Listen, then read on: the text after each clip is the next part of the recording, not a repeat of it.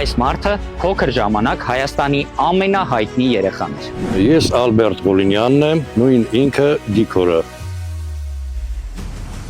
1982 թվականին Հովհաննես Թումանյանի Haman ու պատմվածքի վրա նկարահանված Գիքորը ֆիլմը հայկական կինոարտադրության ամենառեյտինգային ֆիլմերից մեկն է։ Ֆիլմի նկարահանումները տևել է Ուղիղ 8 ամիս։ Դժվար է գտնել մարդու, ով երբևէ չի հուզվել այս ֆիլմը դիտելիս։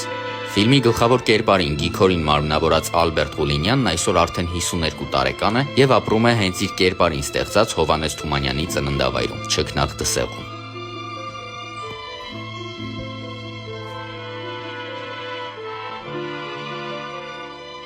Ես գիտեմ, որ պարոն Ջիգարխանյանը ձեզ են խփելու տեսարանում, իրոք խփել է, հա։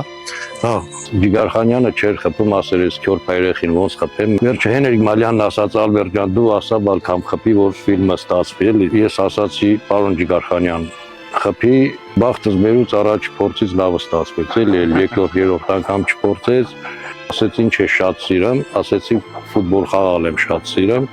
Ու տենց մի հատ գնդակ նվեր տվեց, մեկ էլ սպորտային համազգեստ։ Ալբերտ Գոլինյանը եղել է բոլորիս մանկության մի մասնիկը։ Եկեք այնպես անենք, որ նրան ճանաչի նաև ներկայիս սերունդը։